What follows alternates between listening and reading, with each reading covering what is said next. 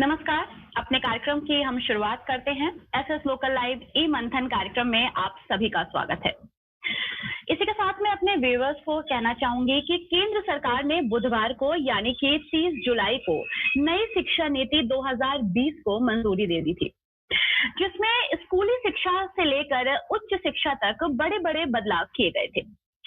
34 साल लग गए हमें इन बदलावों को करने में और इनकी घोषणा करने में। अब स्कूलों में 10+2 खत्म करके 5+3+3+4 फॉर्मेट लागू किया गया है। मातृभाषा पर जोर दिया गया है। फीस नियंत्रण की बात की जा रही है। मानव संसाधन मंत्रालय का नाम बदलकर शिक्षा मंत्रालय कर दिया गया है। ये सब बदलाव किस ओर इशारा करते हैं? यहाँ पे प्रश्न खड़ा होता है कि क्या नई शिक्षा नीति बदलेगी भारत की तस्वीर को? इसी प्रश्न के साथ हम अपने मंथन कार्यक्रम की शुरुआत करते हैं और मंथन करते हैं। हमारे साथ मौजूद हैं प्रोफेसर MP सिंह जी, जो कि निदेशक हैं TMU Moradabad, T Shankar Mahavir university में, और हमारे साथ हैं हेमा तिवारी भट्ट जी, जो कि अध्यापिका हैं। हमारे साथ हैं डॉक्टर राजीव कुमार जी, जो कि चित्रगुप्त इंटर कॉलेज के सीनियर लेक्चरर हैं। हमारे साथ हैं कपिल कुमार जी, जो कि परिवर्तन NGO के अध्यक्ष हैं। कई सालों से इससे जुड़े हुए हैं, काम कर रहे हैं। बहुत बेहतर काम किया है आपने। सबसे पहले सर आपसे जानना चाहेंगे डॉक्टर MP सिंह जी कि नई शिक्षा नीति भारत की तस्वीर को किस हद तक बदल सकती है? क्या बदल भी सकती है या नहीं बदल सकती है?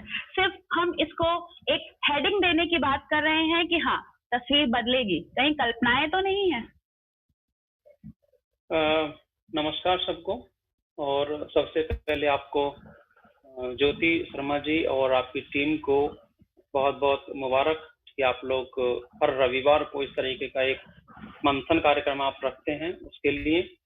और मैं स्वागत करता हूं अपने जो साथी लोग हैं हमारे कार्यक्रम में जुड़े हुए हैं, अपने विचार रखने के लिए अलग अलग संस्थाओं से जुड़े हैं, आप लोगों का भी स्वागत है।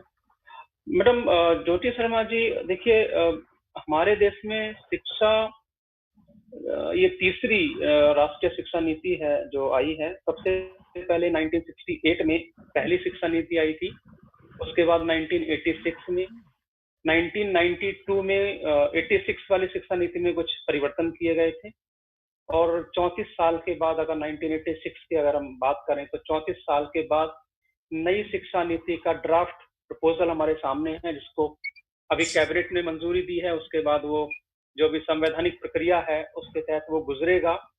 तो अभी हमारे सामने आई है ये शिक्षा नीति का एक जो प्रपोजल है, जो केंद्रीय मंत्री संगठन ने, यानी कि केंद्र सरकार ने अभी मंत्री परिषद ने उसको पास किया है, मंत्रिमंडल ने, कैबिनेट ने उसको पास किया है।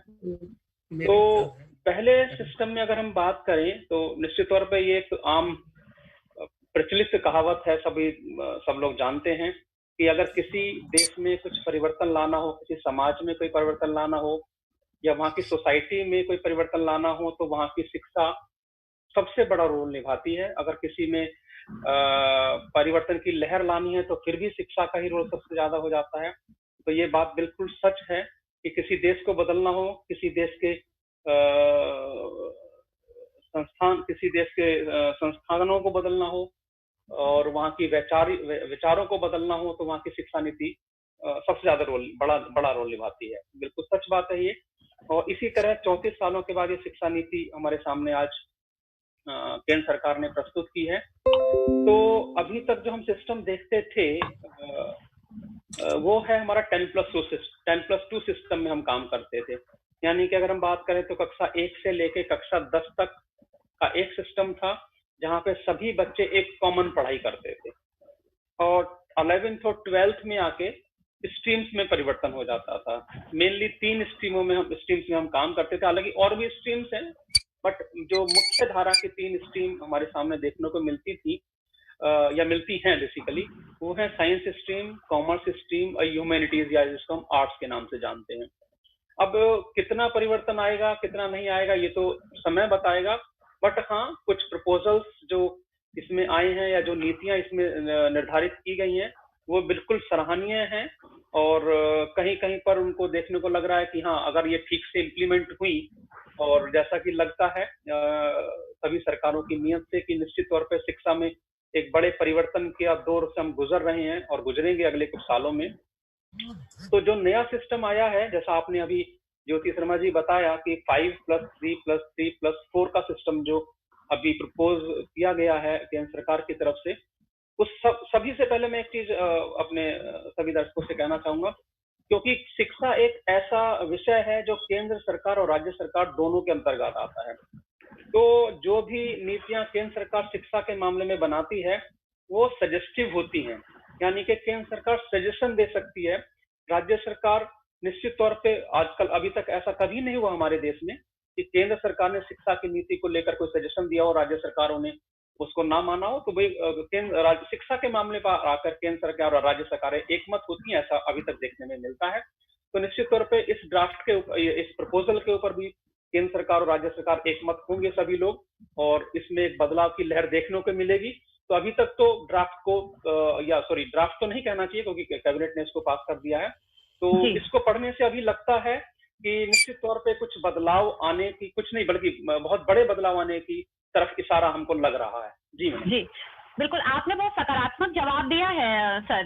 सकारात्मक इस ओर की बदलाव वाले की आपको उम्मीद है। डॉक्टर राजीव सर, आप हमें सुन पा रहे हैं? हेलो सर, आप मुझे सुन पा रहे हैं?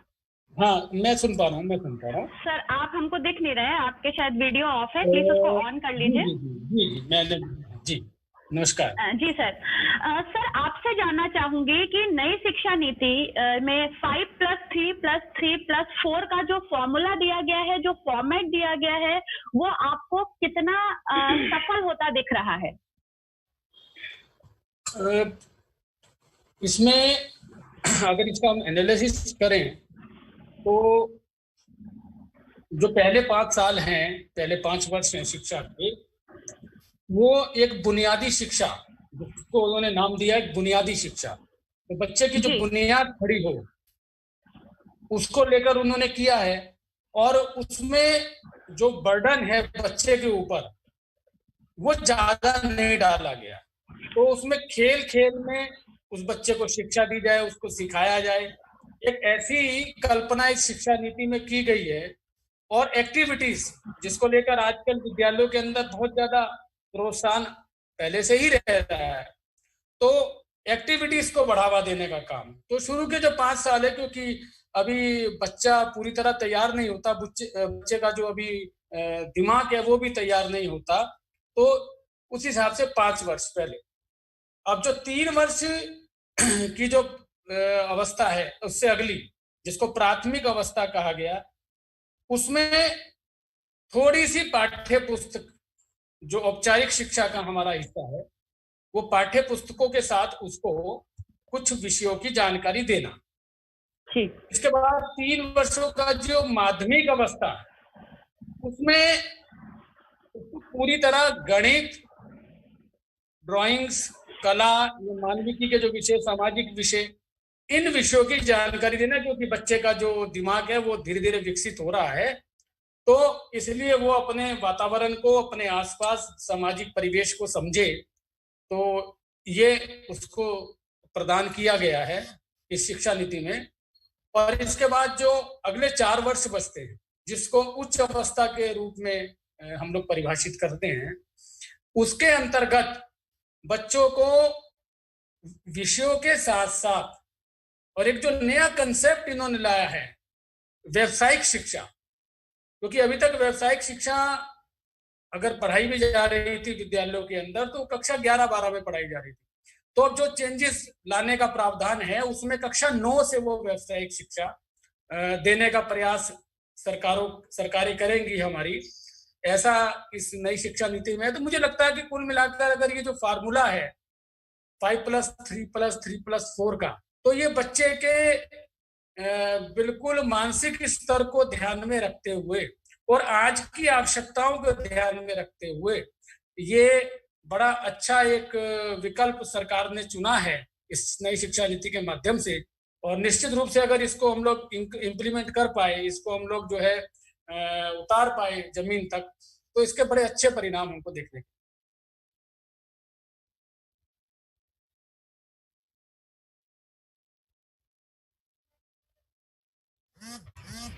ज्योति जी, आपकी आवाज नहीं आ रही है।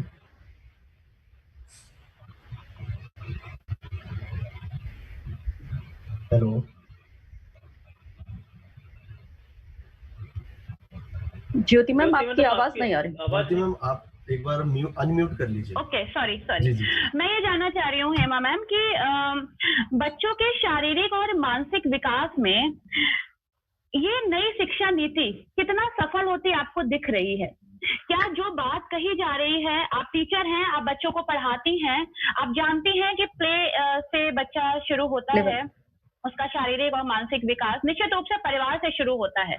तो स्कूल आते आते वो उस स्थिति में आता है कि वो अपने आप को विकसित कर पाए, दुनिया को, परिवार को, समाज को समझ पाए। ऐसी स्थिति में ये नीति कितना सहयोग करेगी बच्चे को? धन्यवाद ज्योति जी। सर्वप्रथम मैं पैनल में शामिल हमारे सभी अग्रज और अनुज का मैं अभिनंदन करती हूँ, नमस्कार करती हूँ। और सबसे पहले तो बधाई हम सभी को कि 34 साल के बाद एक बहुप्रतीक्षित नीति जो थी वो आई है। बहुत सख्त परिवर्तन समय जो है आपका परिवर्तन मांग है समय की, और बहुत आवश्यकता थी इस समय शिक्षा नीति की। तो हम देख रहे हैं कि जो इसमें नीति है, बहुत अच्छे सिद्धांत जो है इसमें सिद्धांतों को बेसिक लेते हुए बनाई गई है। और सबसे बड़ी बात यह है कि एक बड़ी परामर्श प्रक्रिया इसमें चली है। आपका 26 जनवरी 2019 से लेकर 31 अक्टूबर 2019 तक व्यापक रूप से परामर्श इसमें मांगे गए थे और विस्तृत इस पे सुझाव मांगे गए थे, और उसके बाद ये बन के तैयार हुई है, इसके बाद ये आई है अस्तित्व में। तो जब काफी सारे सुझाव इसमें हैं तो जाहिर सी बात है काफी इसमें पॉजिटिव चीजें हैं, बहुत सी अच्छी चीजें हैं इसमें। जो एक शिक्षिका होने के नाते, क्योंकि मैं बेसिक से जुड़ी हुई हूँ, प्राइमरी से जुड़ी हुई हूँ, तो मेरे लिए सबसे जो इसका ढांचा है 10+2 के बजाय अब जो ये 5+3+3+4 वाला जो ढांचा है वो मुझे बहुत ही आकर्षक लगा और बहुत ही अच्छा लगा, प्रैक्टिकल लगा।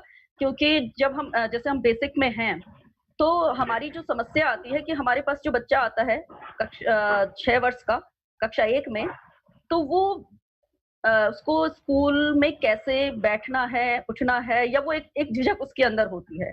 लेकिन जब अब ये 5 वाला फार्मूला है, यानी फर्स्ट जो हमारा इसमें स्लाइड है, उसमें क्या होगा कि बच्चा जो है जब हमारे स्कूल में आएगा या कक्षा 1 में आएगा, तब तक वो स्कूल से क्या हो चुका होगा, परिचित हो चुका होगा, और बेहतर ढंग से वो उसमें सामंजस्य स्थापित कर पाएगा, सीख पाएगा।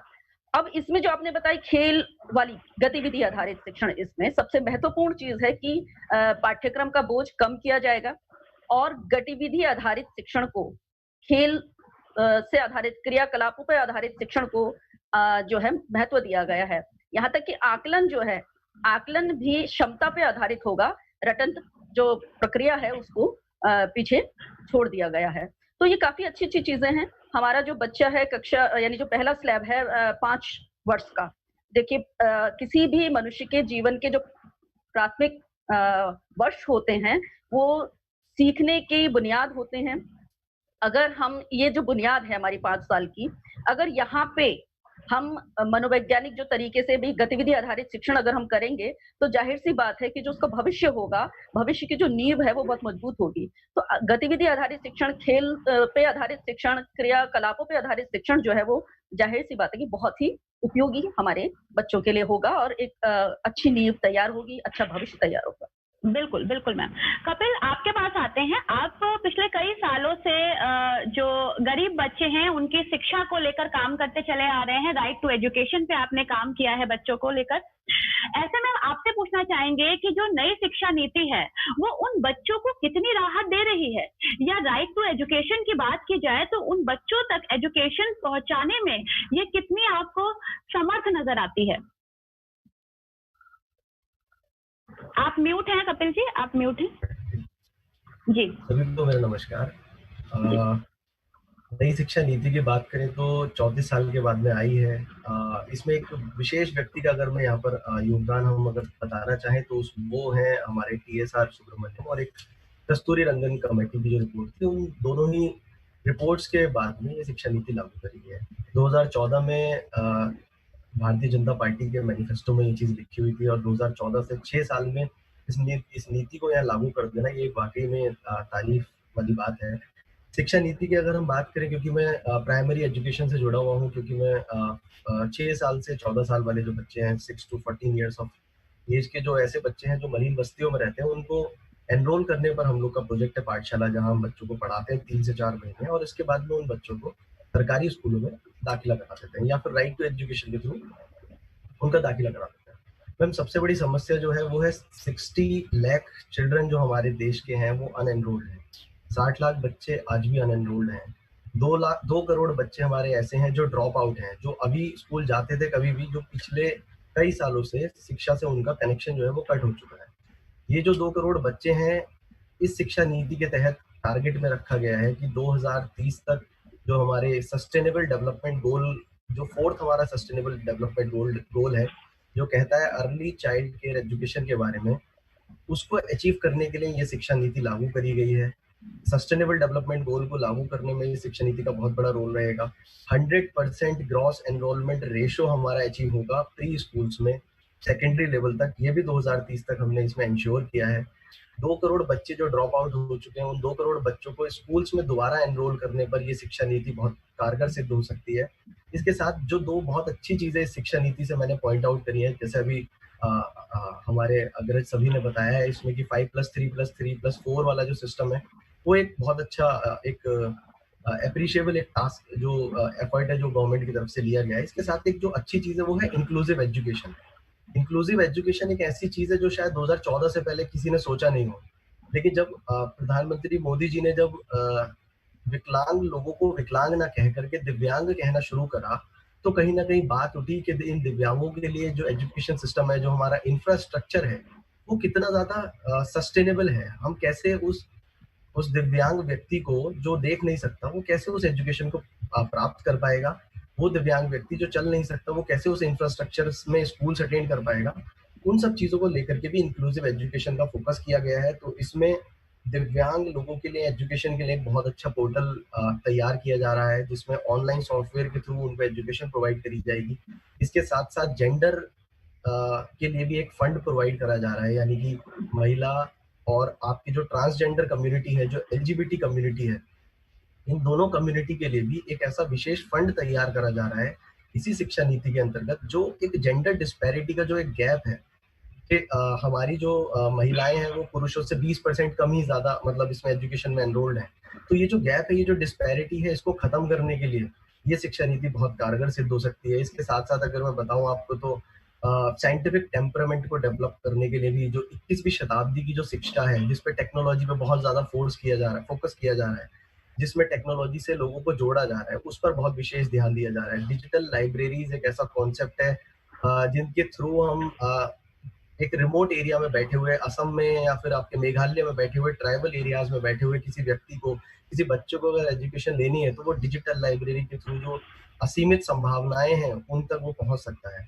इसके साथ साथ जो अगर एनरोलमेंट रेशियो की मैं बात करूं, तो एक प्राइवेट और पब्लिक स्कूल का जो मॉडल है, इनमें दोनों में हमने अमूमन बहुत ज्यादा डिफरेंसेस देखे हैं। प्राइवेट स्कूल में हम लोग इंटरनेशनल स्कूल्स तक पहुंच चुके हैं। हमारे शहर में विभिन्न इंटरनेशनल स्कूल्स आपको दिख जाएंगे, लेकिन अगर हम पब्लिक स्कूल का मॉडल देखें, तो उस स्कूल में हमें अभी भी बच्चों को चटाई पर बिठा करके पढ़ाना पड़ जाता है या लकड़ी की तख्ती पर पढ़ाना पड़ जाता है। हेमा मैम बहुत अच्छे से जानती है प्राइमरी की कमी है, अभी भी इंफ्रा की कमी है कपिल, है ना। डॉक्टर MP सिंह जी, आपके पास आएंगे, आपसे जानना चाहेंगे कि इस नीति में क्षेत्रीय भाषाओं को लेकर जो डाला गया है कि क्षेत्रीय भाषाओं का होना अनिवार्य तो नहीं कहा गया है कि हाँ, ये कहा गया है कि त्रिभाषीय पे काम करेगी ये नीति, कि एक क्षेत्रीय भाषा हिंदी और अंग्रेजी। यहाँ पे थोड़ा सा अगर हम आलोचकों को देखें तो उनका कहना यह है कि हिंदीकरण करने की चाल है। यहाँ पे इस नीति को राजनीतिक रूप देने की कोशिश की जा रही है। आपको क्या लगता है कितना आसान होगा हिंदी को, हमारी मातृभाषा को नीति में एक जगह प्रदान करना? ज्योति शर्मा जी, ये बहुत जेन्युइन सा सवाल है, लेकिन अगर हम इस शिक्षा नीति की पहली स्टेज अगर आप देखते हैं, पहली स्टेज जिसको अभी डॉक्टर राजीव जी ने बहुत ठीक से डिफाइन किया था, जो फाउंडेशन स्टेज है, आधारशिला स्टेज जिसको हम कहेंगे, मातृभाषा की बात वहीं से की गई है।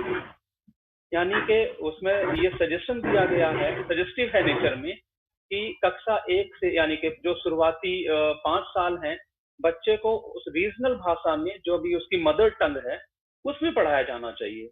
बहुत अच्छी बात है। और दूसरी जो चीज है, शुरुआती 5 सालों में एक तो इम्पोर्टेंट भाषा को लेकर बात कही गई है। दूसरी बात उसमें कही गई है खेलो कूदो और पढ़ो, 3 बातों पे ध्यान दिया गया है। खेलो कूदो और पढ़ो पे बहुत ज्यादा ध्यान दिया गया। तो अब जो है एक और उसमें जो early childhood care education ECCE की बात की गई है, उस पर बहुत एम्फेसाइज किया गया है। तो ऐसा नहीं है कि भाषा की बात हम जो है हायर एजुकेशन में ही कर रहे हैं या मिडिल एजुकेशन में बात करें, भाषा की बात यहाँ पर फर्स्ट स्टेज से की गई है। तो अब बात आते हैं त्रिभाषा स्तर पर जो आप कह रहे थे, बाकी और जो स्टेजेस हैं 5+3+4+, 5+3+3+4 की जो बाकी स्टेज है उसकी डिटेल में मैं नहीं जा रहा हूँ। हर एक स्टेज के अपने अपने कैरेक्टरिस्टिक्स हैं, उसकी प्लस माइनस हैं अपनी अपनी स्टेज के। तो अगर हम हायर एजुकेशन में त्रिस्तरीय बात करें, जब अगर आपको याद हो तो इस एजुकेशन पॉलिसी का जो पहला ड्राफ्ट आया था, उस ड्राफ्ट में हिंदी को मैंडेटरी किया गया था। लेकिन अब जो हमारे पास प्रपोजल आया उसमें हिंदी मैंडेटरी नहीं है। ये बिल्कुल क्लियर है, हाँ 3 भाषाएं होनी चाहिए पर हिंदी उसमें बिल्कुल मैंडेटरी नहीं है। हाँ विकल्प दिए गए हैं, उसमें विकल्प दिए गए हैं, क्योंकि जो निश्चित तौर पे इस समय की अगर हम बात करें तो जो भी रीजनल लैंग्वेजेस हैं, जो भी मातृभाषाएं हैं, जो भी हमारी मदर टंग है, उस पे बहुत ज्यादा एम्फेसिस किया गया है और नेचुरल भी है। ऐसा रिसर्च अनुसंधानों से ये बात पता लगी है। यहाँ पे सर मैं यहाँ पे एक बात मैं आपसे यही पूछना चाहूंगी कि इसको विकल्प के रूप में रखा गया, जबकि जब ये निर्माण हो रहा था तब इसको मैंडेटरी रखा गया था, अनिवार्य रखा गया था, लेकिन विकल्प अब एकदम से नजर आया कि विकल्प, ये अनिवार्यता से विकल्प तक का सफर क्यों तय हुआ? देखिए ज्योति जी, अगर आप बात करें नॉर्थ इंडिया की तो यहाँ पे पूरा हिंदी भाषी क्षेत्र है, लेकिन अगर आप नॉर्थ ईस्ट में चले जाएं या आप डाउन साउथ चले जाएं, तमिलनाडु है या केरला है या आंध्रा है, तेलंगाना है, वहां पे बहुत सारे बच्चे, बहुत सारे लोग ऐसे हैं जो हिंदी नहीं समझते हैं, जो इंग्लिश भी ठीक से नहीं समझते हैं। वो अपनी जो रीजनल भाषा है, जो क्षेत्र, तो इस पॉलिसी में बिल्कुल ये स्पष्ट तौर पे कहा गया है कि बच्चा जिस भाषा में चाहे उस भाषा में पढ़े, बट कक्षा जो शुरुआती 5 साल हैं, प्री नर्सरी से लेकर फर्स्ट और सेकंड तक के जो 5 साल हैं, वो अपनी मातृभाषा में पढ़े, प्लस 8वीं तक अगर पढ़ पाए तो बहुत अच्छी स्थिति होगी। तो यहाँ पर हिंदी को मैंडेटरी करना थोड़ा दिक्कत वाला काम हो सकता था, क्योंकि क्षेत्रीय भाषा बहुत सारे लोग नहीं हिंदी समझते हैं, नहीं बोल पाते हैं। तो ये ठीक है, 3 त्रिस्तरीय भाषा ठीक है, एक तो अपनी जो मातृभाषा है उसको रखेगा, दूसरी अपना जो है, लेकिन उसमें एक और बाउंडेशन अगर आपने देखी हो, एक और जो क्राइटेरिया है, बहुत अच्छी बात है, उसमें विदेशी भाषा का भी जिक्र है, यानी कि 3 भाषाओं में एक भाषा आप विदेशी ले सकते हैं। तो आपके पास ऑप्शन क्या क्या है, आप मान लीजिए कन्नड़ पढ़ते हैं तो साथ में तमिल पढ़ सकते हैं, साथ में आप संस्कृत भी ले सकते हैं, आप हिंदी भी ले सकते हैं, आप इंग्लिश भी ले सकते हैं, आप जर्मन ले सकते हैं, आप फ्रेंच, यानी कि यहाँ पे बहुत बड़ा बास्केट अवेलेबल है हमारे सामने। हम अगर आपको कोई एक एक्स चीज अच्छी नहीं लगती तो आपको क्यों जबरदस्ती हम दें, अगर आपको वाई चीज अच्छी नहीं लगती तो हम जबरदस्ती क्यों दें? आप वो चीज लीजिए जो आपको अच्छी लगती है, जिसमें आपका ग्रोथ हो, जिसमें आप अपना भविष्य बना सकें। तो इस पॉलिसी की सबसे अच्छी चीज यही है कि बिल्कुल ओपन माइंडेड है और सबके लिए खुली हुई है, कोई बंधन किसी के लिए नहीं है। तो हायर एजुकेशन की अगर आप नीचे भी आएंगे तो नीचे भी यही है, कक्षा जो हमारी मिडिल एजुकेशन की जो मतलब 5+3+4 की जो बात है, वहां पे +4 के बाद यानी कि हायर एजुकेशन में भी जाएंगे तो वहां पर भी पूरा जो है बास्केट अवेलेबल है आपके पास।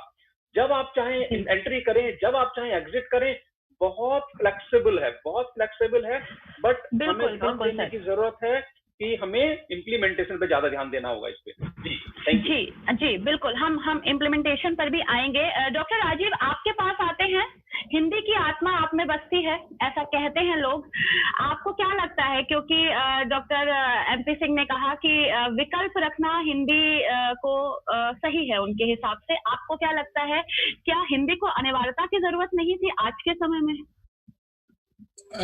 मुझे लगता है मैडम, इस विषय को बहुत ज्यादा कुरेदना या उस विषय पे ज्यादा गंभीरता से जाना, मुझे लगता है ये ठीक नहीं। आज जब रीजनल लैंग्वेजेस को भी प्रमोट करने का दायित्व हमारे पास है, और अभी डॉक्टर MP सिंह जी बता रहे थे कि जो बच्चे की जो प्राथमिक शिक्षा है वो उसकी रीजनल लैंग्वेज में हो रही है, तो जाहिर सी बात है बच्चा जिस परिवेश में रह रहा है, जिस वातावरण में रह रहा है, वहां वो परिवार के अंदर उसी भाषा को बोलता। और दूसरी बात ये भी सोचने वाली है कि तमिल कहाँ की भाषा है, कौन सा देश ऐसा है जहाँ तमिल बोली जाती है, तेलुगु बोली जाती है, कन्नड़ बोली जाती है, वो भी तो भारत की भाषाएं हैं, वो भी अपने देश की भाषा है। तो ये भाषा का जो विवाद है, ये जिन भी कारणों से यहाँ पे खड़ा किया गया या खड़ा किया जाता है। मुझे याद है कि आप जानते हो कि भाषा के आधार पर सबसे पहला राज्य आंध्र प्रदेश बनाया गया, जो भाषा के आधार। तो ये एक जो अलगाव वाली नीति है, मुझे नहीं लगता इससे कोई फर्क पड़ता है। आज अगर नॉर्थ में हमारे यहाँ का पढ़ा हुआ बच्चा अगर साउथ में जाकर जॉब करना चाहता है या करता भी है, तो उसके लिए वहां की लैंग्वेज को जानना भी जरूरी हो जाता है। तो इसको लेकर इतना हाय तौबा मचाने वाला विषय नहीं है। हालांकि मैं मानता हूँ ये विषय राजनीतिक रूप से उठाया जाता है, क्योंकि जो मैं उन्हीं राजनीतिक पार्टियों का ही क्वेश्चन आपसे उठा रही हूँ सर, जो ये कह रहे हैं कि उनको हिंदी को अनिवार्य करना चाहिए था। कुछ ये कह रहे हैं कि हिंदी को रखना ही हिंदीकरण करने की राजनीति है। ये दोनों ही बातें राजनीतिक पार्टियों द्वारा उठाई जा रही है, उन पे आपका क्या जवाब है? बात कहाँ है? अनुसूची 8वीं अनुसूची में जितनी भाषाएं हैं उन समस्त भाषाओं को उसमें रखा गया विकल्प के रूप में। कुछ विदेशी भाषाओं को भी हम लोगों ने कहा है कि विदेशी भाषाएं भी अगर बच्चे जानना चाहें, और आजकल एक नया कंसेप्ट चल गया इंटरनेशनल स्कूल का, तो वहाँ विदेशी भाषाएं भी सिखाई जाती हैं। बिल्कुल। तो राजनीतिक दल क्या कहते हैं, देखो इसको लेकर ज्यादा सोचने का विषय नहीं है, और ना मुझे लगता है कि हम लोगों को अपना समय व्यर्थ करना चाहिए। हिंदी हमारी राष्ट्रभाषा है, हमारी आत्मा में बसी है, हमारी बोलचाल की भाषा है, और बड़ा सौभाग्य का विषय है कि देश के सारे सर्वोच्च नेता, देश के सर्वोच्च पदों पर बैठे हुए लोग सब हिंदी बोल रहे हैं। तो ये तो बड़े गर्व की बात है। इसलिए कोई बहुत ज्यादा विवाद का विषय भाषा नहीं बननी चाहिए। कुल मिलाकर शिक्षा का जो स्तर है, वो ढांचा है, वो सुधरना चाहिए, जिसकी देश को नितांत आवश्यकता है। हाँ, हेमा मैम, डॉक्टर राजीव ने बहुत बेहतरीन बात कही कि बेशक हिंदी हमारी आत्मा है, लेकिन हर भाषा का ज्ञान होना जरूरी है। यहाँ मैं आपसे पूछना चाहूंगी कि अभी तक जो इंग्लिश मीडियम स्कूल ये कहते आ रहे हैं कि talk to in English, talk to in English, उनके लिए टॉक टू इन हिंदी कहना कितना मुश्किल होगा, क्योंकि कहीं ना कहीं ये बात तो आ रही है कि एक एम्फसाइज किया जा रहा है कि हाँ हिंदी पढ़ाइए, हिंदी पढ़ाइए। तो टीचर्स के लिए कितना आसान होगा कहना, या कितना मुश्किल होगा कि talk to in Hindi, little bit talk to in Hindi? निसंदेह ये बड़ा आने वाले समय में काफी महत्वपूर्ण प्रश्न होने वाला है, क्योंकि जब हम देखते हैं, वैसे मैं जब ये जो आया है कि मातृभाषा कक्षा 5 आपका बेसिक उसमें, तो सबसे अच्छा जो माध्यम है छोटी कक्षाओं में शिक्षण का, वो मातृभाषा ही होना चाहिए, क्योंकि मातृभाषा में आप अपने आप को व्यक्त कर पाते हैं। सीखना मतलब सीखना जो एक सहज प्रक्रिया बन जाता है, और उसके आगे जब थोड़ा बच्चा समझदार हो जाता है, उसका बेस बन जाता है, तो उसके बाद वह अन्य भाषाओं को सीख सकता है। सीखने में कहीं मनाही नहीं। पूरी नीति हमारी भाषाओं को बांध के नहीं रख रही है, बल्कि सभी के लिए उसको ओपन किया हुआ, जैसा कि सर ने बताया था, बास्केट पूरा आपके पास है। लेकिन समस्या वही आएगी कि टॉक टू इन इंग्लिश, तो जो लोग इस अंग्रेजी मानसिकता के हैं या अंग्रेजी को प्रमोट करना चाहते हैं, उन्हें जरूर दिक्कत आने वाली है। लेकिन अंग्रेजी हटाओ मुहिम नहीं है ये। यहाँ पे हर भाषा का सम्मान करना, इस नीति में मैं जहाँ देखती हूँ कि हर भाषा का सम्मान जो है, हर भाषा को सम्मान दिया गया है। और मैं एक और चीज देखती हूँ कि हम लोग हिंदी को लेके कभी कभी पूर्वाग्रही हो जाते हैं।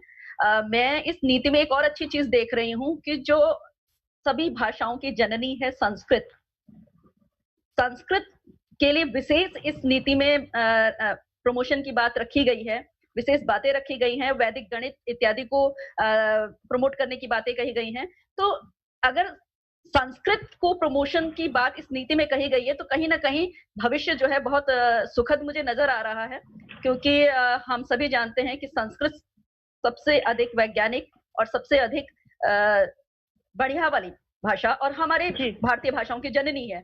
तो मैं उधर से इधर की तरफ आती हूँ कि जहाँ एक बास्केट पूरा खुला हुआ है, वहीं हमारी प्राचीन परंपराओं को जीवित रखने के लिए संस्कृत के उद्धार की बात भी यहाँ पर है। तो ये हमारे लिए एक सुखद बात। लेकिन मैम आज की वर्तमान स्थिति, तो अगर वर्तमान स्थिति में स्कूलों में देखा जाए तो हिंदी भी इंग्लिश में पढ़ाने की कोशिश टीचर्स कर रही हैं। बिल्कुल ये की जा रही है, और लेकिन इसका जो नुकसान है वो हम देखते हैं कि जैसे अगर हम एक आम नागरिक के रूप में अगर मैं देखूं, मैं अध्यापिका भी हूं और एक माँ भी हूं।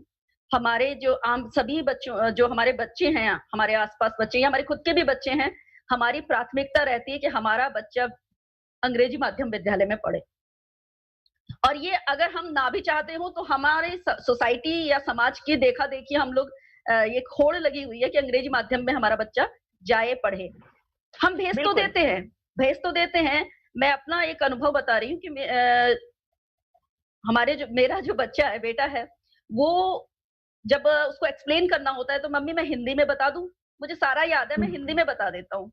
तो मुझे उस वक्त बड़ा अंदर से गिल्टी फील होता है, बहुत अंदर से बहुत अजीब सा महसूस होता है कि हम होड़ में या देखा देखी, लेकिन हमारे पास इतनी वो नहीं होती है, एक तरह से बोलेंगे कि इतना ज्यादा हमारे अंदर कॉन्फिडेंस नहीं होता है कि हम तुम्हें हिंदी मीडियम में पढ़ाएंगे। ये एक माहौल ऐसा क्रिएट हो चुका है, तो उससे हमें निकलना है, और शायद ये नीति हमें इससे निकलने में मदद करेगी हमारे पेरेंट्स को कि हमारा बच्चा मातृभाषा। मैं भी आपको बताऊं कि मुझे भी अपने बच्चे को कई दिन लग गए छोटे आ से आम को बताने में, मैंगो से। टाइम तक वो छोटे आ से मैंगो बोलता रहा। तो यही एक प्रणाली है जो तो वो बच्चा मातृभाषा में बहुत अच्छे से बच्चा कन्वे कर पाता है, अपनी बात को कह पाता है। लेकिन जब उसे, यानी कि अंग्रेजी माध्यम के स्कूल तो हमारे बहुत सारे चल रहे हैं, लेकिन जो उसका जिस्ट है, यानी जो चीज सार है, ज्ञान का सार जो है, वो बच्चा नहीं पकड़ पा रहा है, वो केवल रट रहा है, क्योंकि उसमें वो कंफर्टेबल नहीं है, उसमें सहज नहीं है, तो वो रट रहा है। तो इसलिए आपके पास कपिल जी मैम, बिल्कुल। कपिल आपके पास आएंगे। राइट टू एजुकेशन के तहत हर इंग्लिश मीडियम स्कूल में कुछ परसेंटेज उन बच्चों का दाखिला कराया गया जो गरीब तबके के थे, झुग्गी झोपड़ी के थे। लेकिन मैंने ये भी स्टडी में देखा कि बहुत सारे, मतलब अगर 10% की बात की जाए तो 8% बच्चे किसी न किसी कारण से उस बिल्डिंग से बाहर आ गए हमेशा के लिए। उसका एक सबसे बड़ा कारण था कि वहां के बच्चों द्वारा बोली जा रही फराटेदार अंग्रेजी, वो कहीं ना कहीं अपने आप को पिछड़ा हुआ या दबा हुआ महसूस करने लगे, या अपने आप को बहुत इंफीरियरिटी कॉम्प्लेक्स जो उनके अंदर आया, उसकी वजह से वो दूर हो गए। तो यहाँ पे ये चीज कितनी आपको मुश्किल लग रही है उन बच्चों के लिए, क्योंकि हमने विकल्प के तौर पर लिया है, निश्चित तौर पर एक अच्छा है सारी भाषाओं को लेके चलना, लेकिन फिर वो इंग्लिश और हिंदी की बात आती है, उन बच्चों का विकास कैसे होगा, यहाँ कुछ नीति में आपको दिख रहा है? जी बिल्कुल। इस नीति के जो बहुत अच्छी चीज है वो है प्राइवेट और पब्लिक स्कूल्स के लिए एक कॉमन स्टैंडर्ड एक एजुकेशन पैटर्न ये शिक्षा नीति प्रोवाइड कराती है। ये कहती है कि जो हम लर्निंग का जो हम स्टैंडर्ड यहाँ पे प्रोवाइड कर रहे हैं, वही हम प्राइवेट स्कूल्स में देंगे, वही हम पब्लिक स्कूल्स में देंगे। तो जब दोनों में वो जो एक ऊंच नीच वाला जो कॉम्प्लेक्स जो डेवलप हो रहा है, इन्फिनिटी कॉम्प्लेक्स डेवलप हो रहा है, वो जब खत्म हो जाएगा तो काफी हद तक ये चीज हो सकती है। दूसरी चीज जो इसमें आपने बोला है कि वो बच्चा स्कूल से बाहर आ जाता है, राइट टू एजुकेशन में अगर हम 6 to 14 की बात कर रहे हैं, तो अगर हम एडमिशन देख रहे हैं बच्चे का, तो वो या तो LKG में एडमिशन मिल रहा है या उसको फर्स्ट क्लास में एडमिशन मिल रहा है, या तो 4 साल की उम्र में या उसको 6 साल की एज में। ये इसकी जब हम इसको ऑनलाइन प्रोसीजर में जब हम जाते हैं तो उसका एडमिशन हो जाता है। इसी के लिए जो अर्ली चाइल्ड केयर एजुकेशन, इसमें जो ECCE पर जो एम्फेसिस किया जा रहा है, उसमें ये चीज बहुत क्लियर करी जा रही है कि हम बच्चे को उसकी मदर टंग में या फिर उसकी रीजनल लैंग्वेजेस को फोकस करते हुए हम बच्चे को तैयार करेंगे, और उसके साथ साथ जो इंग्लिश है या फिर जो हिंदी एक लैंग्वेज है वो भी साथ के साथ में ग्रो करेगी। तो कहीं ना कहीं एक कॉमन एटमॉस्फेयर को अगर हम शुरू से ही देते हुए चलेंगे उन दोनों स्कूल्स के बच्चों के बीच में, तो वो जो डिफरेंस रह जाता है वो सिर्फ उनकी फैमिली का एटमॉस्फेयर का रह जाएगा कि वो किस एरिया से बिलोंग करते हैं। लेकिन वो भी 1 साल या 2 साल के बाद में हर कोई उससे कोप अप कर लेता है। मैं खुद का एक एग्जांपल दे सकता हूँ। मैं गाँव के माहौल से निकल करके जब मैं केसीएम पढ़ने गया था, तो मेरे को भी बहुत हद तक ऐसा लगा था कि मैं कहीं न कहीं इन लोगों से बहुत पीछे हूँ। लेकिन वो आज वो सब चीज़ें डिस्पैरिटी दूर हो गई हैं। लैंग्वेजेस के ऊपर जब आपने इसमें बात करी है, तो एक पॉइंट जो बहुत इंपॉर्टेंट यहाँ लिखना है या जो मुझे शेयर करना है, वो ये है कि कल्चरल लैंग्वेजेस के लिए भी और हमारा जो लिटरेचर है, इसके लिए भी इस न्यू एजुकेशन पॉलिसी 2020 के अंदर बहुत एम्फेसिस किया जा रहा है। एक national institute of languages and literature की स्थापना इस न्यू एजुकेशन पॉलिसी में करी गई है। इसके साथ-साथ इसमें एक बहुत अच्छी चीज़ जो रखी गई है, वो ये है कि अ, हमारा जो जीडीपी का नेशनल एजुकेशन पॉलिसी में जो एजुकेशन का हमारा जीडीपी में परसेंटेज था, वो 2000 अभी 20 से पहले जो चल रहा था, वो 4.4% समथिंग जीडीपी में हमारा था।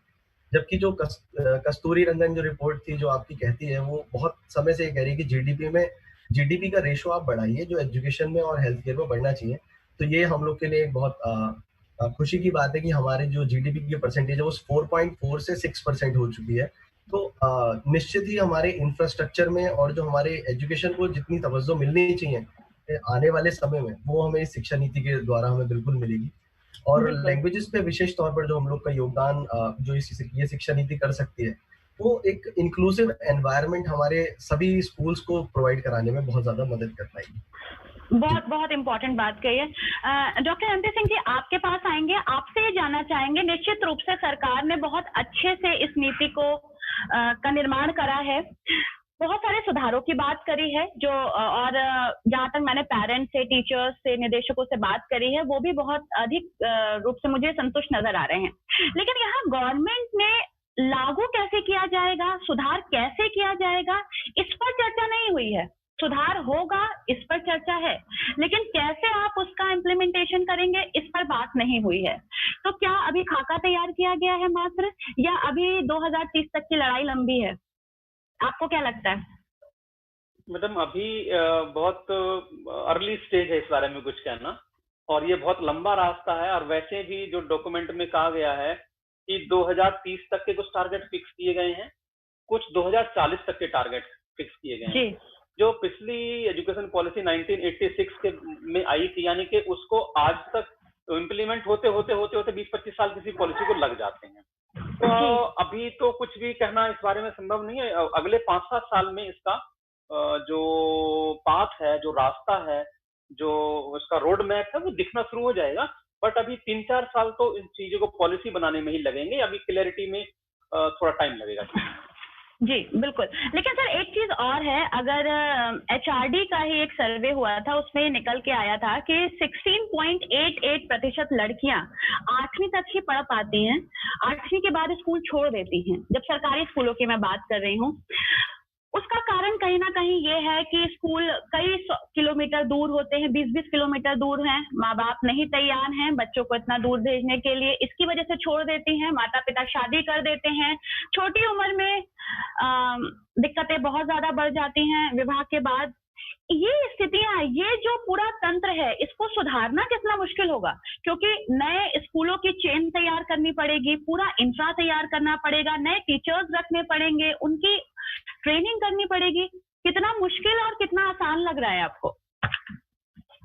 मैडम बिल्कुल, जैसे ही आप कह ही रहे हैं, चैलेंजेस बहुत सारे हैं, बड़ी लंबी लिस्ट है, बड़ी लंबी फेरिस्त है चैलेंजेस की। और जो इस शिक्षा नीति को अगर आप जोड़कर देखें, तो हमारे माननीय प्रधानमंत्री जी नरेंद्र मोदी जी ने जो आत्मनिर्भर भारत की बात की थी अभी कुछ दिनों पहले, और उसी आत्मनिर्भर भारत की पूरी झलक एक शिक्षा नीति पर दिखती है। अगर आप पढ़ेंगे ठीक से इसको, बिल्कुल दिख रही है, बिल्कुल दिख रही है, और वो बहुत अर्ली स्टेज से दिखनी शुरू हो गई है। पहला तो बात ये है। दूसरी बात जो आप कह रहे हैं, इसमें अगर आप बात करें, तो अभी कपिल जी कह ही रहे थे कि एक तो जीडीपी का 4.4%, हालांकि ये थोड़ा दुर्भाग्य की बात है कि पहले भी 6% का हमने टारगेट फिक्स किया था, पहली नीति में भी, दूसरी में भी फिक्स किया, और तीसरी नीति में भी हम 6% फिक्स कर रहे हैं। तो ये तो समय के गर्त में छिपी हुई चीज है कि अभी कितना हम अचीव कर पाते हैं, कितना नहीं कर पाते हैं। तो जैसे कपिल जी ने अभी कहा कि जो हमारा जो करंट रेशो है, अब जो बच्चे मान लीजिए फॉर एग्जांपल किसी 100 बच्चों ने एडमिशन लिया प्राइमरी लेवल के एजुकेशन में, तो 11th 12th तक पहुंचते पहुंचते करीब 56 बचते हैं, यानी कि 56% रेशो बच जाता है जो 11th क्लास तक पहुंचते हैं, और हायर एजुकेशन पहुंचते पहुंचते केवल 26% बचता है। तो बहुत सारे कारण हैं, कारण में आपने ऑलरेडी गिना चुके हैं, मेरे ख्याल से मेरे कहने की जरूरत उसमें है नहीं बहुत ज्यादा। तो इसमें एक बहुत बड़ी इंपॉर्टेंट चीज अगर आप देखेंगे, ये कही गई है कि हम एक जिला स्तर पर, हर जिले स्तर पर एक यूनिवर्सिटी लेवल का या एक multi disciplinary higher education centre जरूर बनाएंगे जहां पे हर तरीके की पढ़ाई होगी। एक बात तो ये होगी। दूसरी बात एक और है, जितने जो हायर एजुकेशन इंस्टीट्यूशंस हैं, अभी क्या है, एफिलेटिंग यूनिवर्सिटीज ज्यादा हैं हमारे देश में। जैसे अगर आप अपने रीजनल की बात करें तो हमारे यहाँ इस रीजन में affiliating university MJP Rohilkhand university Bareilly है, जिससे 2300 कॉलेजेस एफिलेटेड हैं। इस शिक्षा नीति में ये बात कही गई है कि हम एफिलेटेड कॉलेजेस का नंबर को रिड्यूस करेंगे, अब स्टेप बाय स्टेप करेंगे। इसमें 15-20 साल 25 साल लगेंगे, और हम कॉलेजेस को, जो हायर एजुकेशन इंस्टीट्यूशंस हैं, उनको ऑटोनॉमी देंगे। वो ऑटोनोमस रहें, अपना डेवलपमेंट करें, अपनी डिग्री दें, सब कुछ अपना करें, यानी कि जो अब वो एजुकेशन वो खुद देंगे, एग्जाम भी खुद लेंगे, यानी कि उन टीचर्स को ऑटोनॉमी देने की बात हो रही है, हायर एजुकेशन इंस्टीट्यूशंस को ऑटोनॉमी देने की बात हो रही है। तो इसमें अभी थोड़ा सा वक्त लगेगा, पर अगर ये हम ठीक से कर पाए तो हमारे शिक्षा तंत्र के लिए ये बहुत बड़ा बदलाव होगा, क्योंकि जब कॉलेजेस को ऑटोनोमस स्टेटस मिलेगा तो निश्चित तौर पे उससे हमारा जो ये कन्वर्जन रेट है, जो ड्रॉप आउट रेशियो है, वो रिड्यूस होगा। वैसे भी कपिल जी ने अभी कहा ही था कि 2035 तक हमारा जो टारगेट है कि हम 100% बच्चों को या 100% पॉपुलेशन को कम से कम 12th स्टैंडर्ड तक की एजुकेशन जरूर दे दें। इस पॉलिसी में स्पष्ट लिखा हुआ है, और हमारा 2035 तक ही हमारा टारगेट ये है कि हम जो 26% करंट रेशो है, जो हायर एजुकेशन में बच्चे जाते हैं, यानी ग्रेजुएशन करने जाते हैं, मास्टर डिग्री करने जाते हैं, उनका रेशो केवल 26% होता है, उसको बढ़ा के अगले 15 साल में 50% करने का टारगेट हमारा है। उसके लिए क्या क्या पॉलिसी हमें बनानी पड़ेंगी, इसकी में थोड़ा वक्त लगेगा। जी जी, बहुत इंपॉर्टेंट बात कही।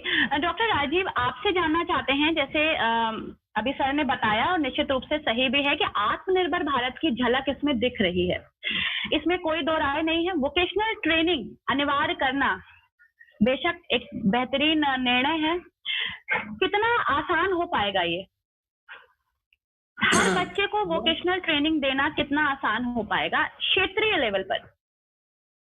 जी, मैं थोड़ा सा आपके प्रश्न पर आऊं इससे पहले, अभी जो बच्चों के स्कूल ड्रॉप आउट का विषय चल रहा था, अभी डॉक्टर साहब भी बता रहे थे, मैं थोड़ा सा एक जो इस नीति के अंतर्गत जो लिखा है मैं उसी को पढ़ के बताता हूँ।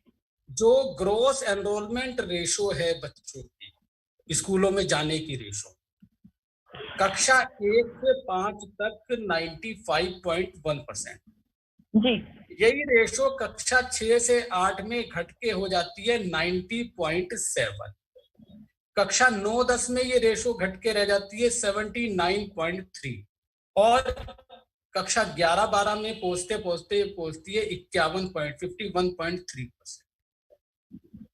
अभी जब स्कूल चलो अभियान नहीं चला था, उससे पूर्व ये समस्या प्राइमरी एजुकेशन में भी थी।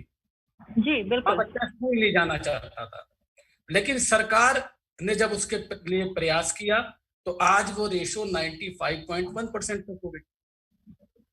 एक बड़ी इंपॉर्टेंट बात जो छूट रही है, जिसको हम नहीं कह पा रहे, मैं बताना चाहूंगा कि RTE राइट टू एजुकेशन को सरकार ने 18 वर्ष तक ले जाकर अब खड़ा कर दिया।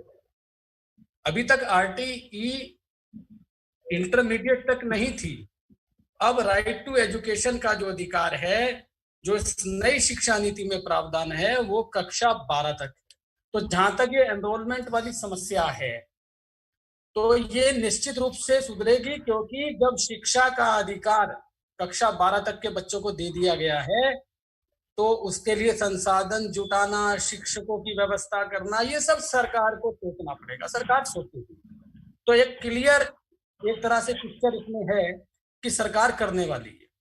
अभी स्कूल में लड़कियों का जो घटता हुआ प्रतिशत है, या और अन्य कारण है। उसमें भी एक बड़ी महत्वपूर्ण बात आई, सरकार ने इस ड्राफ्ट में ये रखा है नई शिक्षा नीति में कि जो दूरस्थ स्कूल है, क्योंकि स्कूल छोड़ने के कई कारण होते हैं। जी बिल्कुल, स्कूल दूर है, माँ बाप बच्चे को नहीं भेजना चाहते, लड़कियों को नहीं भेजना चाहते, लड़कियों की सुरक्षा का भी विषय है, वहां तक आवागमन का साधन है या नहीं है ये भी बहुत बड़ा विषय है। तो सरकार ने जो इस एजुकेशन पॉलिसी में कहा है, वो कहा है कि सरकार लड़कियों को साइकिल प्रोवाइड कराएगी। स्टेट गवर्नमेंट भी इस चीज की चिंता करेंगे, हालांकि ये राजनीतिक रूप से अभी साइकिल प्रोवाइड कराने का विषय भी चल रहा है, पहले भी चल रहा है।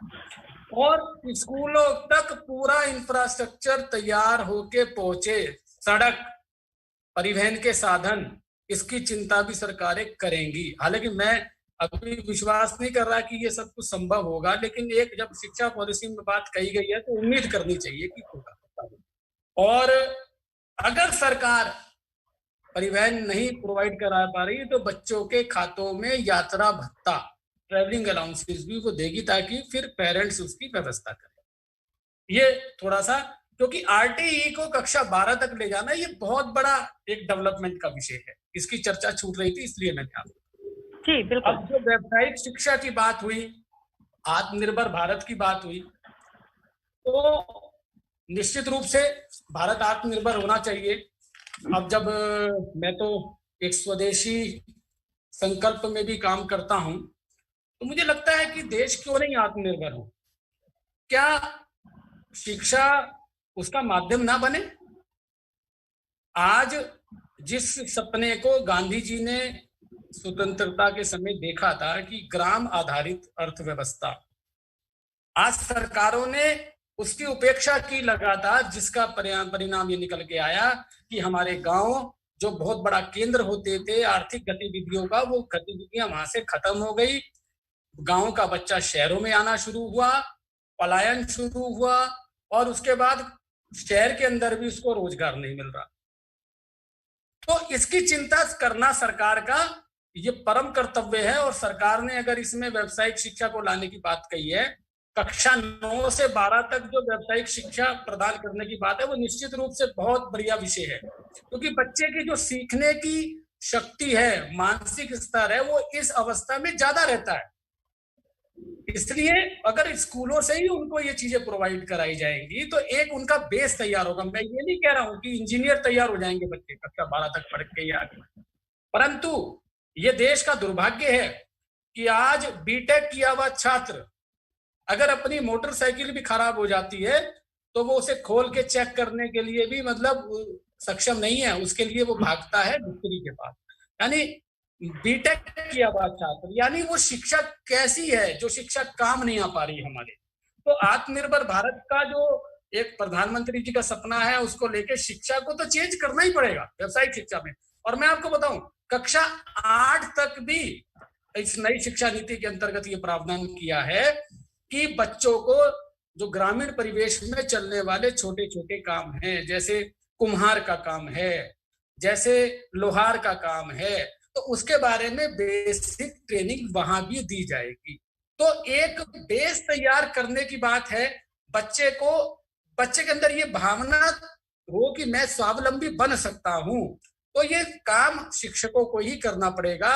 और मुझे लगता है ये बहुत बड़ा कदम है, बहुत बड़ा अचीवमेंट बनने वाला है आगे चलकर, क्योंकि बच्चे को अगर हम, क्योंकि अभी मैं आपको बताऊं, व्यावसायिक शिक्षा के नाम पर अभी केवल कुछ भी नहीं दिया जा रहा था स्कूल कॉलेजों के अंदर। इंटरमीडिएट में वोकेशनल कोर्स चल रहे थे कुछ विद्यालयों के अंदर। मैं मुरादाबाद के स्कूलों का नाम लेना चाहता हूँ। वहां उन बच्चों को देने के लिए, शिक्षा देने के लिए वहां पर ट्रेड व्यक्ति नहीं है। वो ट्रेड वहां पर बंद हो गया। उस ट्रेड में भी टीचर को पे करने के लिए गवर्नमेंट मानदेय नहीं दे पा रही, कई महीने तक मानदेय नहीं मिलता। यानी वो व्यावसायिक शिक्षा थी लेकिन उसकी उपेक्षा हो रही। तो ये बहुत अच्छा मुझे लगता है कि, क्योंकि सब प्रधानमंत्री जी का भी सपना है। और निश्चित रूप से जब छोटे छोटे उद्योग लगेंगे, कुटीर उद्योग लगेंगे और हमारी जो जनरेशन है उसमें इन्वॉल्व होगी, तो उससे देश का विकास होगा, देश के अंदर प्रोडक्शन बढ़ेगा। और जो बेरोजगारी की बहुत बड़ी समस्या है कि बच्चा पढ़कर निकलता है और वो बिल्कुल बेकार होता है, वो उस पर भी हम रोक लगा पाएंगे। तो मुझे लगता है व्यावसायिक शिक्षा को लेकर जो प्रावधान है वो बड़े महत्वपूर्ण है और उसको लेकर बड़ा पॉजिटिव वे में हमको सोचना चाहिए। बिल्कुल, बहुत पॉजिटिव वे में सोचना चाहिए। हेमा मैम, आपके पास आती हूँ। सर ने अपने जवाब के साथ साथ एक क्वेश्चन भी मेरे लिए दिया है और वो क्वेश्चन आपसे है कि आत्मनिर्भर भारत बनाने में वोकेशनल ट्रेनिंग देने में टीचर्स की बहुत महत्वपूर्ण भूमिका होगी। तो टीचर्स कितनी तैयार हैं इसके लिए? आपको क्या लगता है, क्या क्या दिक्कतें आ सकती हैं टीचर्स के सामने? जी, पहली बात तो ये जो आत्मनिर्भर भारत की बात हुई है और इसमें हम जैसे जब गाँव में बेसिक में पढ़ाते हैं, ये जो ड्रॉप आउट वाली बात है, मैं उसमें जोड़ना चाहती हूँ कि गाँव में 6 ऑनवर्ड जो बच्चे हैं, वो ज़्यादा जो ड्रॉप आउट रेशियो हमारा आता है, वो इसलिए आता है कि बच्चा गरीब है, परिवार से है और वो कुछ ना कुछ जैसे आपके मोटरसाइकिल की दुकान पे पंक्चर बनाना सीखना या छोटे-छोटे लाइट वाला काम सीखना, उसकी वजह से यानी थोड़ी-सी आमदनी हो जाए, तो वो जो है इसके लिए वो स्कूल छोड़ देते हैं छोटी आमदनी के लिए और अपना पेट भरने का जुगाड़ जो है करते हैं और कहीं छोटी-मोटी दुकानों में काम करना शुरू कर देते हैं। अब जब छठे से हमारी ये व्यावसायिक शिक्षा जो कि नीति में हमारे कही गई है, ये ड्रॉप आउट को रोकने में भी मैं देख रही हूँ कि ड्रॉप आउट रोकने में भी बहुत बड़ा सहायक होगा कि बच्चे को जो प्रोफेशनल शिक्षा जो वो लेना चाहता है, उसको वो विद्यालय में ही अगर मिल रही है तो। जैसे कि छोटी जो हमारी स्थानीय, जैसा कि इसमें जिक्र है हमारी नीति में कि स्थानीय जो हमारे काम हैं, बढ़ईगिरी है या आपका कुम्हार वाले काम हैं, तो इस तरह के कामों को भी प्रोत्साहन दिया जाएगा। तो शिक्षकों को तो उसके अनुसार, नीति के अनुसार जो कार्य योजना होगी उसके अनुसार वो कार्य करेंगे ही और वो सबसे अधिक उसमें सहयोग कर सकते हैं क्योंकि वो स्थानीय लेवल पे, स्थानीय स्तर पर कौन-कौन से उद्योग हैं या कौन-कौन से ऐसे कार्य हैं या ऐसे कौन-कौन से वहाँ पे संबंधित लोग हैं जो यहाँ हमारे व्यावसायिक शिक्षा में या कौशल शिक्षा में हमारे बच्चों की मदद कर सकते हैं, तो उनका चिन्हीकरण कर सकते हैं, उन्हें आमंत्रित कर सकते हैं और इस तरीके से भी सहयोग कर सकते हैं इस व्यावसायिक कौशल को बढ़ाने में।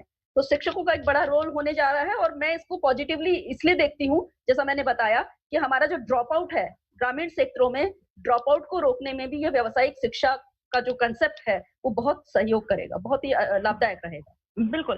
कपिल, आपके पास आते हैं, आपसे एक बात कहना एक प्रश्न है मेरा कि बच्चों को आंगनबाड़ी और प्री प्राइमरी दोनों तरह की शिक्षा देने की बात कही गई है। ऐसे में उनके लिए समान शिक्षा, अगर हम बात करें समान शिक्षा की, तो वो कैसे संभव होगी? अगर यहाँ पे देखा जाए कि एक बच्चे को आंगनबाड़ी की एक सेविका पढ़ाएगी और दूसरे को एक ट्रेन टीचर, तो आगे चल के उनका बैलेंस कैसे होगा? समानता, right to education, equal right to education कैसे होगा?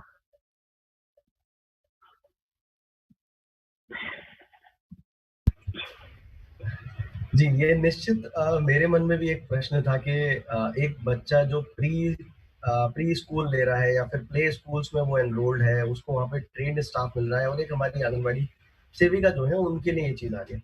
तो इस शिक्षा नीति के अंदर एक अच्छी चीज़ थी जो मेरे से मिस भी हो गई थी, वो था एक इसके अंदर नेशनल असेसमेंट सेंटर बनेगा जिसको नाम दिया है परख करके। शायद वो टीचर्स और आंगनबाड़ी के इन सब के कैपेसिटी बिल्डिंग के लिए ही एक तरीके का वो बनाया जाएगा और इसमें एक national professional standards for teacher भी एक बनाने की इसके अंदर प्रस्ताव इसके अंदर है कि कहीं ना कहीं जो टीचर्स का स्टैंडर्ड है उसके इम्प्रूवमेंट पे भी थोड़ा बहुत फोकस इसमें किया जाएगा, तो शायद इसकी तरफ से ये चीज़ पॉसिबल हो सकती है।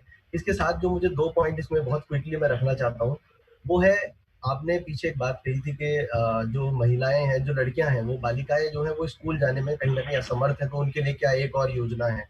उसमें एक बहुत अच्छा जो हमारे पास में प्रावधान ऑलरेडी चल रहा है वो है कस्तूरबा गांधी विद्यालय।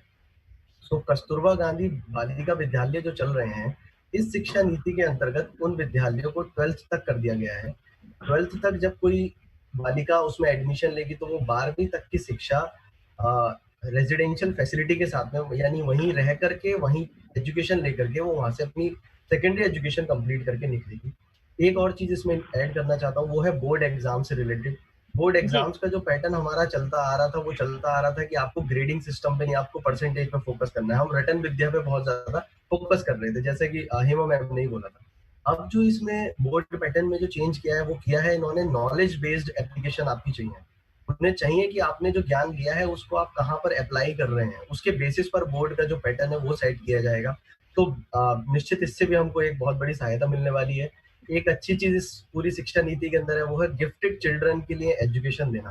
जो इक्विटेबल एजुकेशन की हम लोग बात कर रहे हैं कि सभी को शिक्षा का अधिकार मिलना चाहिए, उसमें कहीं ना कहीं ऐसे बच्चे जो स्पेशल हैं, जो मेंटली एक तरीके से कहीं ना कहीं उनको प्रॉब्लम्स हैं, उन सब चीजों के लिए, उन सब बच्चों के लिए कहीं ना कहीं एक ये जो हमारा गिफ्टेड चिल्ड्रन के लिए जो एजुकेशन का इसमें प्रावधान रखा गया है, ये भी बहुत हद तक पूरा हो सकता है। और लास्ट में अपनी बात कह के खत्म करना चाहूंगा, वो है हमारा जो टेक्नोलॉजी की बात करी, अभी दीक्षित जी अभी राजीव जी बोल रहे थे, सर ने भी एक चीज बताई थी कि बीटेक करा हुआ बच्चा जो है वो जाकर के बाद में उसको वो इस लायक नहीं है कि वो अपनी बाइक खोल ले या सही कर पाए। तो अब आप इसको फॉर्चुनेटली कह लीजिए या अनफॉर्चुनेटली कह लीजिए, मैं मैकेनिकल इंजीनियर हूँ और मैकेनिकल इंजीनियरिंग करने के बाद में यूपीएससी कर रहा था, तब जाकर के एनजीओ शुरू करने का सोचा। मैंने मैम इंजीनियरिंग कंप्लीट करने के बाद में, मैकेनिकल के करने के बाद में मैंने जो महसूस किया वो ये किया कि कहीं ना कहीं अगर 12th तक हमको थोड़ा अवेयर किया जाए कि आपका जो करियर काउंसलिंग है आपको पहले से ही क्लियर हो जाए कि आपका जो विजन है वो कहीं ना कहीं ह्यूमैनिटीज की तरफ जा रहा है, तो शायद मुझे इंजीनियरिंग करने की आवश्यकता नहीं पड़ती। हालांकि मैंने एक रेप्यूटेड ऑटोमोबाइल सेक्टर में जॉब करी है, बजाज में मैं जॉब करता था रुपये, तो मैंने 1 साल वहां पे भी जो फील किया वो ये किया कि अगर शायद मेरी वोकेशनल ट्रेनिंग अच्छी एक फील्ड में हो रखी होती जो कहीं ना कहीं मैकेनिक या उस फील्ड से रिलेटेड होती, तो शायद जो इंजीनियरिंग का जो एक पूरा हमारा वो बना हुआ था, इंजीनियरिंग में जो हमने पढ़ा है उसको हम थ्योरी के साथ में विद प्रैक्टिकल नॉलेज उसको हम अप्लाई कर पाते, जो मैं अभी भी मैं देख पाता हूँ हमारे इंजीनियरिंग बैकग्राउंड में नहीं है। ये सब कुछ है जो बहुत इम्पोर्टेंट आपने बात कही है। समय का हमारे पास थोड़ी सी कमी है। एक लास्ट प्रश्न मैं डॉक्टर एमपी सिंह सर से पूछूंगी। सर ये बताइए कि नई शिक्षा नीति से उच्च शिक्षा महंगी तो नहीं हो जाएगी कहीं? निजीकरण की बात तो आपको दिख नहीं रही है इसमें?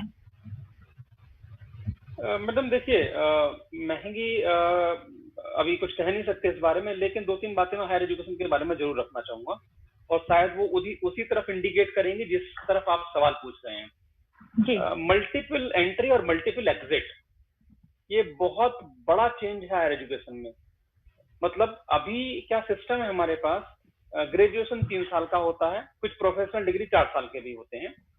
तो अगर हम इस समय मान लीजिए कोई स्टूडेंट ऐसा है जो फर्स्ट ईयर करने के बाद उसकी कंडीशन अलाउ नहीं करती किन्हीं कारणों से कि वो आगे अपनी स्टडीज को कंटिन्यू कर सके, तो वो कभी भी एग्जिट कर सकता है। 1 साल में एग्जिट करेगा तो उसको सर्टिफिकेट मिल जाएगा, 2 साल में एग्जिट करेगा तो उसको डिप्लोमा मिल जाएगा, 3 साल में एग्जिट करेगा तो उसको डिग्री मिल जाएगी, 4 साल में एग्जिट करेगा तो डिग्री विद रिसर्च मिल जाएगा उसको। रिसर्च, राइट, बहुत अच्छी चीज है, डिग्री विद रिसर्च मिल जाएगा।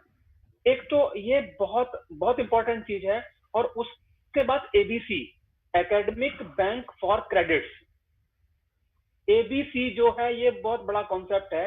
मतलब अगर आपने एक सर्टिफिकेट यानी कि 1 साल पूरा करने के बाद आप एग्जिट हो गए हैं तो आप कभी दोबारा से एंट्री कर सकते हैं। मैं हूं ना, देखिए ना आपने मैडम, मैं हूं ना, मैं क्या था, शाहरुख खान एक एज के बाद पढ़ने जाता है, तो ऐसे ही अगर किसी की पढ़ाई बीच में छूट गई है, वो अपनी डिग्री पूरी नहीं कर पाया है, 2 साल 5 साल बाद वो दोबारा से, क्योंकि ये डिजिटली होगा पूरे का पूरा, उसका एक क्रेडिट बैंक बनेगा, तो उससे वो कभी भी उन क्रेडिट्स को उठा के फिर अपनी पढ़ाई शुरू कर सकता है।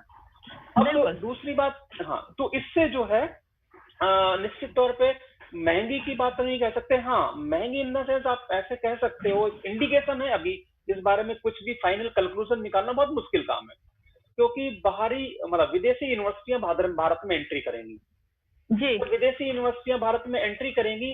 अभी हमारे यहाँ क्या है, एजुकेशन हमारे देश में एक सेवा का काम है। Education is a service sector, ये प्रॉफिट सेक्टर नहीं है। और उसमें भी कहा गया है हमारी education policy, education is not for profit. Education जब प्रॉफिट के लिए नहीं है तो हमारे देश में एजुकेशन एक सेवा का काम है। लेकिन जब विदेशी यूनिवर्सिटियां आएंगी तो वो हमारे देश में निश्चित तौर पर सेवा करने तो नहीं आएंगी,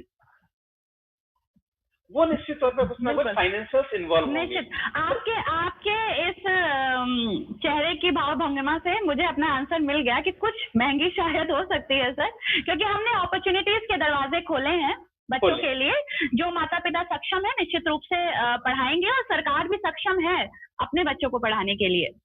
इसी के साथ मंथन के इस कार्यक्रम को मैंने एक प्रश्न के साथ शुरू किया था कि क्या नई शिक्षा नीति बदलेगी भारत की तस्वीर। तो हमारे एक्सपर्ट्स के ने जो मंथन किया उससे यही निकल के आया कि हाँ, निश्चित रूप से नई शिक्षा नीति भारत की तस्वीर को बदलेगी, भारत को आत्मनिर्भर देश बनाएगी। इसी के साथ मैं अपने expert professor MP Singh sir का धन्यवाद करती हूँ, डॉक्टर राजीव कुमार जी का धन्यवाद करती हूँ, हेमा तिवारी भट्ट जी का धन्यवाद करती हूँ, कपिल जी आपका धन्यवाद करती हूँ कि आपने हमको इतना महत्वपूर्ण समय दिया। इसी के साथ अपने कार्यक्रम को यहीं समाप्त करती हूँ। नमस्कार। ज्योति जी एक बात जी सर, बिल्कुल सर।